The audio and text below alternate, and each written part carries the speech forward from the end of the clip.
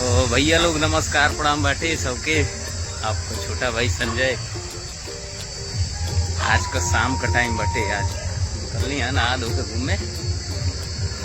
छोटा मोटा ब्लॉग बना देते हैं जो चार NTPC में जो ऐसे पहले ब्लॉग बनौले बनी तेवना तो देखल ही वही बजाई यो देखला जाई। चारों तरफ लाइट का चकचक व्यवस्था है एकदम। यहाँ पे क्लब बा, हॉस्पिटल बटे, हर चीज का सुविधा बेकायदे बा। इधर बगल में उपवन क्लब है। यहाँ पे शादी विवाह का समारोह बहुत बढ़िया से होला। अब और ऐसा बहुत चीज बनल बाटे, क्लब टाइप का चाहे मैरिज हॉल टाइप का, कि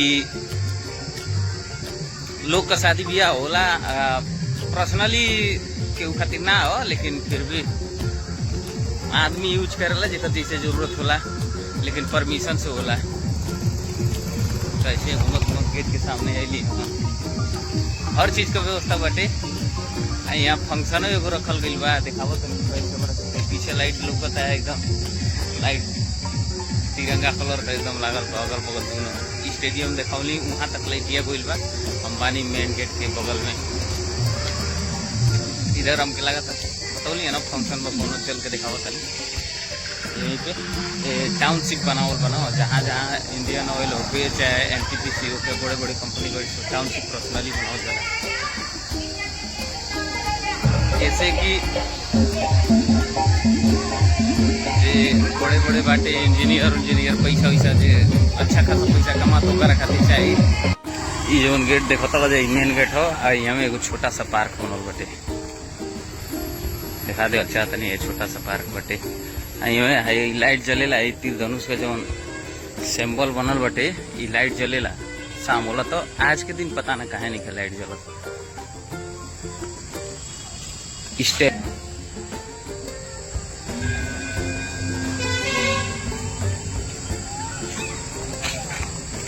ये छोटा सा पार्क बनल बाटे। यही में छोट बच्चा जैसे खेले न सो उन्हें खातिर बाटे। अब देखाओ तनी देखा जाए इधर चारों तरफ लड़का बच्चा कुल खेलता न सो। छोट सरके वाला बनल बाटे पूरा यही तरह। सीमेंट का बनल बा सब चीज है जो लोग तो सीमेंट का लकड़ी का आकृति बनावल गइल बा एकदम बढ़िया से। हाई जो देखता नहीं हो सीमेंट का, एमे और व्यवस्था बा जैसे एमे पानी उनी का फुहारा टाइप का, और घास लगावल गइल बा बढ़िया आकृति घास का बनावल गइल बा। फिर लकड़ी का सैंपल देवल गइल बा। जो लोग कहता है सब इस सीमेंट से बनल हो, सरिया उरिया डाल के बेकायदे। और एगो बेहतर पार्क बनावला का माने यहाँ ऐसे दर्शावल गइल बा जैसे एकदम सब कुछ बेहतरीन सही बा। जितना बा उतना एकदम परफेक्ट बा, सही बाटे बाटे। जैसे मूवी में देखे के मिलेला सेम कंडीशन बाटे। इंजा दिखा दे चाहता नहीं बानी देखता नहीं। इससे पहले वीडियो एगो इंस्टाग्राम पर चढ़ौले बनी यही को एकदम जैसे पहाड़ को झरना वरना वैसे बेकायदे एकदम बनावल बा। झरना टाइप को पानी फूल पत्ती पौधा वौधा सब कुछ लगावल बटे। नीचे का व्यू है ये को लाइट लगावल बटे वही को। अभी पानी वानी का फुहारा वरा नहीं चालू जैसा चाहिए वैसा बताइए। नीचे तक एकदम जहाँ तक नजर जाता है सब बच्चा खेलता ना सो, लेडीज बड़ी सो अपन बच्चन के साथ में। आज जो ना फंक्शन का बात बतियावत रही वो फंक्शन गणेश जी को और हनुमान जी को मूर्ति रखल रहा, भंडारा टाइप का रहा, खिचड़ी बना के सबके देवल जात रहा। ये रहा समझ में नहीं तो जाके देखली कोनो पर्व रही तो वही की उपलक्ष्य में भंडारा चाहे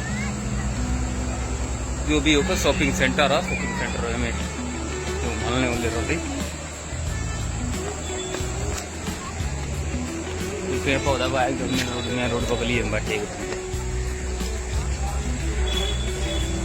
छोटा पार्क बा लेकिन बढ़िया बाटे, देख रेख बढ़िया से नहीं के सबसे बढ़िया दिक्कत ही बटे। भाई घास सूखा तटे बिना पानी बिना गोली करे, भाई घास हरा भरा रह के चाहिए तो सूख के एकदम बेकार हो गई बा। कोनो प्रकार का पानी थोड़ा बहुत देवल बा, कहीं कहीं देवल बटे, तो उसे कितना एकर प्रोग्रेस हुई। जहाँ 40 डिग्री 45 डिग्री 50 डिग्री टेम्परेचर ए टाइम चला कटे।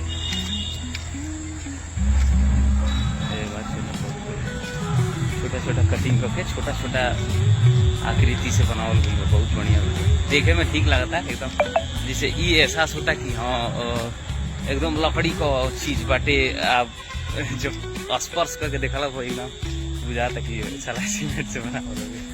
भाई एगो को स्टेचू बा, दिखत है कि ना है, लाइट का व्यवस्था तो नहीं के, लेकिन यहाँ पर आशिका के अपन कुल दिल बना के नाम लिखले बनो सोची से दिखत है। दिल बनोले बनो तो राज रूप ऐसे कुछ मतलब अपन अपन पहचान दिले बनो सोच में स्टैचू बाटे। देखा तो चाहता नहीं हूँ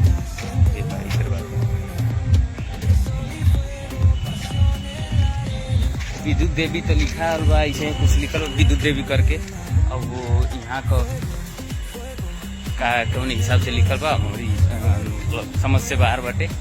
आई पेड़ पौधा बा यहाँ दिन में बैठे लग बा एकदम। यहाँ थोड़ा बहुत पानी उनी लगावल हुई बा, घास उस हरियाली उरियाली बा, लाइट उट के व्यवस्था भी कई कई बाटे। यहाँ आई जो लोग तो पेड़ ना सीमेंट बैठे वाला, बाकी हीरोनी लोग का नहीं लाइट के सामने ना। तो आप लोगों से रिक्वेस्ट बटे कि हम के सपोर्ट करा जा भैया लोग, छोट भाई समझ के चाहे जीवन समझ के कर दा जा, फॉलो कर दा जा, वीडियो के लाइक कर जा, कमेंट कर जा कि कम से कम ये तो समझ में आवे कि हाँ की वीडियो देखा था। अब मैंने हम जब कहता नहीं तो भाई हमारो के सपोर्ट करा जा कम से कम। ठीक बाटे, बाय बाय। अब जाता नहीं दूसर क्षेत्र में।